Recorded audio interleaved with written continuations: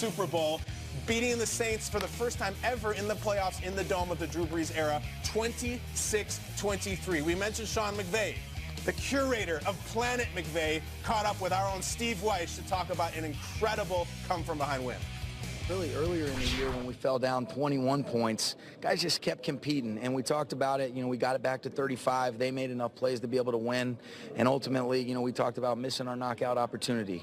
Today, our guys delivered in a big way, Steve, and you have so much respect for Coach Payton and the Saints. You see why they're such a great football team, but I thought at the end, our guys made enough plays, and it really personified the team's effort, but it was fun, and it's great to be able to see these guys have that success. Your quarterback, Jared Goff. Clock management, the way he handled the drive at the end of the first half, the end of regulation, and overtime. Those are huge moments that he came up with some big plays. What about that? What about the way he played in those circumstances? Incredible. I just thought his command was outstanding. I mean, I've never coached in an atmosphere like that. It was so loud. Our communication was so limited with regards to what we're typically used to operating with, even when we're on road atmospheres that are very noisy. But that was something that we've never dealt with before. But I just thought his overall command in those situations you mentioned, 2-minute drives at the end of the game, end of the first half, were big time. And then to be able to get that ball off to Tyler Higbee, to get the field goal for Greg Zuerlein under 60 yards, incredible. Sean McVay, you are incredible. You're also the youngest head coach ever to lead a team to a Super Bowl. He turns 33 this coming Thursday. Big birthday week for him, which means he will be just 33 years old and 11 days old, by the way, on Super Bowl Sunday. What stood out about this Rams win? And we talked about the pass interference call. We will talk about it again on the show. Stay tuned for that. But outside of that, what stuck out on the Rams side? Because another thing that sucks about the no call is that we're talking about that and not the awesome, resilient job the Rams did against the Saints in hostile territory. Yeah, we'll talk about the no calls, but how about the great calls by Sean McVay? I mean, there were some plays within this game where I just had to pat him on the back. I'm sitting there nodding my head when I'm watching the game. The fake punt was amazing because they needed something to change the momentum of the game, and that kind of got them back into it. It sparked something within that team. It gave them confidence. And then the field goals. Late in the game to tie the game, they went for the field goal when they were on the 1-yard line. Everybody saying, just punch it in. Come on, you got to go ahead. Let's be aggressive. I said, nah, we have a plan. And then the 57-yarder, let's just keep this in mind. How long did you say, man? 57-yard field goal. The longest postseason game-winning kick in the history of the sport. That's awesome. That's amazing in itself. He misses that. The Saints get the ball at midfield, and it's Drew Brees, game over. So the fact that he had confidence in his kicker to make these calls throughout the game, congratulations, man, Sean McVay. I'd quickly say that this offseason, we spent a lot of time on this show talking about their offseason acquisitions and how aggressive and how bold they were.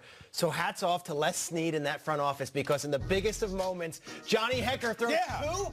Sam Shields, a late in the game offseason addition who missed all last year. Not a receiver, Trace. No, not a receiver, a cornerback. Okay, and then who made the big defensive plays? Sue and Dante Fowler. And then Brandon Cooks wasn't good enough to be a New Orleans Saint. They said, we got Michael Thomas. We don't need Brandon Cooks.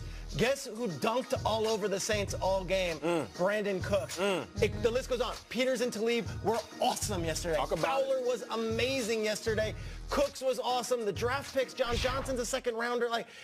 This offseason for the Rams was very highly scrutinized because everyone said you can't just put a lot of good players together and hope for it. Well, guess what? It was the best gumbo out there. Talk about it. That gumbo was some mix. So kudos to the Rams. Yeah, we're going to talk about Goff and McVay. Les Snead in the front office, and all those offseason acquisitions were awesome yesterday. It's not all the stars. You got to celebrate the okra too, and every part of the part of the gumbo. It's the best part. I've been banging on the table about this. You don't just have to beat the Saints. You have to beat the Superdome. It's 2-on-1. You have to beat both of them. Jared Goff beat both of them, and there was one moment in particular, 20-20 in the fourth quarter. It's deafening. We have a tie game. Goff has to run all the way out. Physically, it's Gerald Everett on the outside. Troy Aikman saying on the broadcast, I've never seen that in my life. He's never seen it ever. It was so loud.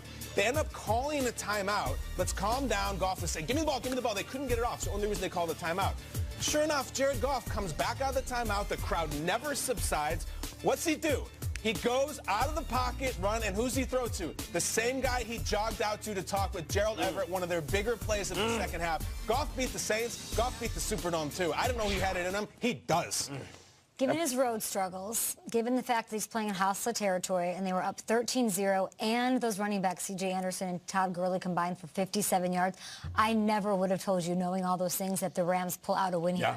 The resilience of this team, Jared Goff being lights out when it mattered most, is why the Rams won this one. And it's hard not to look at them as giving the Patriots a run for their money, given the way that Goff looked at the end of that game. Let's bring in Will Selva now into the mix here on a Monday. We are all feeling all the feels after 2 overtimes on Championship Sunday. And Kay, we are still catching our breath on this end as well. So plenty to talk about, plenty to look forward to as well. Meanwhile, the offseason will be that much longer for the Chiefs, in particular linebacker